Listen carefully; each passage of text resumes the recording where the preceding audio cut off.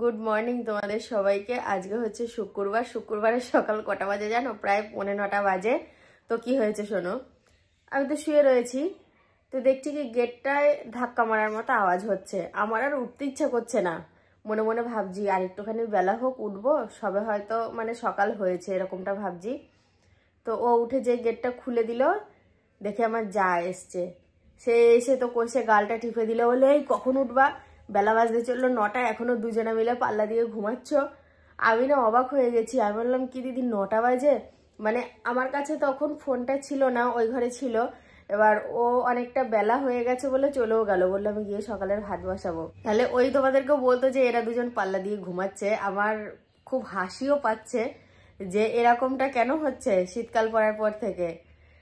ঠিকঠাক করে রাতে যদি ঘুম না আসে সেই রাতগুলো ফুরাতে চায় না, আর যেই রাতগুলো ঘুম হয় সেই রাতগুলো যতই বড় হোক না কেন ঠিকঠাকভাবে মনে হয় কখন স্লিপ কেটে বেরিয়ে যায় পাগল মাঝের মতো, বোঝা যায় না।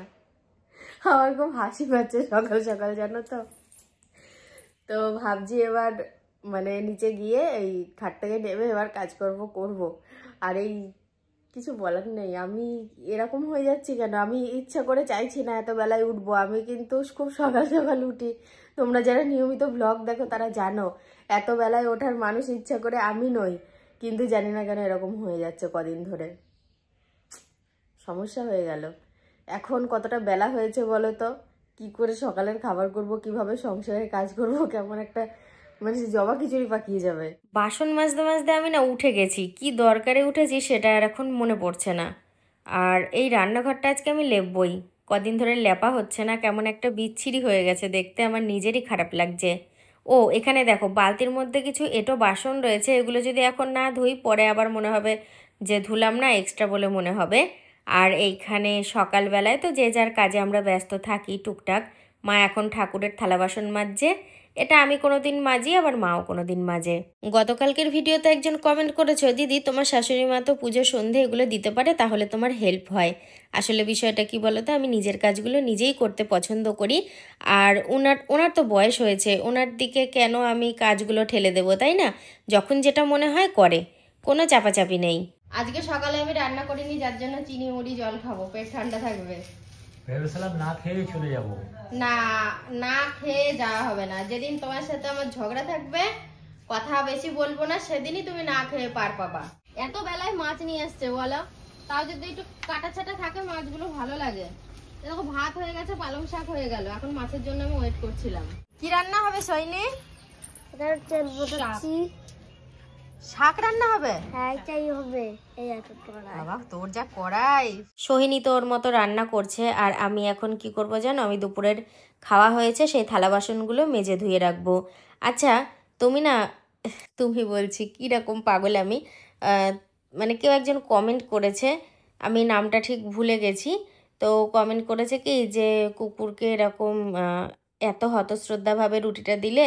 তো বিষয়টা হচ্ছে কি বলতো, ওদেরকে আমরা ভীষণ ভালোবাসি, ওগুলো আমাদের কোনো পোষা কুকুর নয়, বারবার বলি পাড়ার কুকুর। শুধুমাত্র একটু ভালোবাসা আর খাওয়া দাওয়া পায় বলে আমাদের বাড়িতে রয়েছে। তো ওই রুটিটা আমি যেমন দিয়েছি সেটাও ভালোবেসে দিয়েছি, আর দুপুরে যে খেতে দিই, রাত্রে খেতে দিই, সেটাও কিন্তু ভালোবেসেই দিই। তো একটা প্রাণী যখন সারাদিন আমাদের বাড়ি আছে, তাকে সবসময় খেতে দেওয়ার দায়িত্বটা আমাদের। তো কম বেশি ভালো মন্দ সব কিছু মিলিয়ে মিশিয়েই তো তাকে দেওয়া হয়, তাই না? এমন তো নয় ওই শুধু বাসি রুটিটাই আমি দিয়েছি, ওকে ভাত তরকারি দেওয়া হয় না। গুড ইভিনিং সবাইকে। সন্ধে টন্ধে দিয়ে এই সবে ক্যামেরা অন করলাম আর তোমাদের সামনে আসলাম। তো আজকে সারা বিকেল তেনার কোনো পাত্তা নেই, কোথায় কোথায় যাচ্ছে ওই জানে। তো কিছু কিছু কমেন্ট খুব হাসি পায়, ভালো লাগে, মজার লাগে। তো আমার এক বন্ধু কমেন্ট করেছে যে তোমরা 100% বাংলাদেশি। তো আমি ওই এখন যে সমস্ত হচ্ছে না, ভোটার লিস্টের তালিকা দরকার 2002 সালের, তো সেই জন্য বলছি আমি বাংলাদেশি নই, আমি এদেশি। আর বিষয়টা হচ্ছে এটা আমার একার না, এটা এখন অনেকের প্রয়োজন হচ্ছে, অনেকের। এবার 2002 সালে তো আমি আর ভোট দিইনি, তখন আমি ছোট, আমার ভোট হয়েছে বিয়ের পর। 2008-এ বিয়ে হয়েছে, তো তখন 2008, 9, 10, 11, 12, 13 সালে মনে হয় আমার ভোট হয়েছে, 18 বছর 19 বছর হয়েছে। তারপরে এখানে ভোটার কার্ড হয়েছে, তারপরে ভোট দিয়েছি। তো সেই জন্যই। আর আমার মায়ের যে ভোটার লিস্ট আছে ওটা দিয়ে আমারটা হবে, আর বাবারটা নিয়ে একটু সমস্যা হচ্ছে, ওটারও সমাধান হবে, চেষ্টায় আছি। তো আমরা বাংলাদেশি নই গো, আমরা কেউই বাংলাদেশি নই, আমরা সব এদেশি। আর বাংলাদেশি হলেই বা সমস্যা কোথায়, যার যা কপালে আছে তাই হবে, এই আর কি। আবার আরেকজন বলেছে বুড়ো হয়ে গেল, নূপুর পড়ছে, কত ঢং। তো একটা কথা বলি, বুড়ো হলে কি নূপুর পড়তে নেই বুঝি? কি জানি, আমি পড়বো। আমি বুড়ো হয়ে গেছি, তাও এখনো নূপুর পরবো। আরও যখন বুড়ো হব, যতদিন আমার ইচ্ছে হবে ততদিন আমি পরবো। নিজেকে খুশি রাখার জন্য কিছু করতে হয়, ঠিক আছে? সবসময় নিজেকে মানে নিজে সাজি অন্যকে দেখানোর জন্য না, নিজেকে ভালো রাখার জন্য আমরা নিজেরা সাজি। তো বলবে সাথে দিই তুমি শুধু কমেন্টের করা করে রিপ্লাই দাও, একদমই না। তোমরা কমেন্ট করো, আমি যদি তোমাদেরকে রিপ্লাই না দিই তাহলে তোমরা কি করে বুঝবে যে আমি কমেন্টগুলো দেখি? প্রত্যেকটা কমেন্ট দেখি। আমি তো চলে এসেছি, আমি কমেন্টটা দেখছি। চলে এসছে, সারা বিকাল পাত্তা ছিল না, আমি সে কথাই বলি। সারা বিকাল নয়, সন্ধ্যেবেলার দিকে গেলাম। না, সারা বিকেলের কোনো পাত্তা ছিল না, বিশ্বাস করো। ছিলে না তুমি বাড়িতে, গেলাম কোথায় তুমি জানো। ভাইপো এসেছিল, ভাইপো এসে গল্প করছিল, তারপরে আমি বেরিয়েছি, তখন মোটামুটি 4:30 বাজে।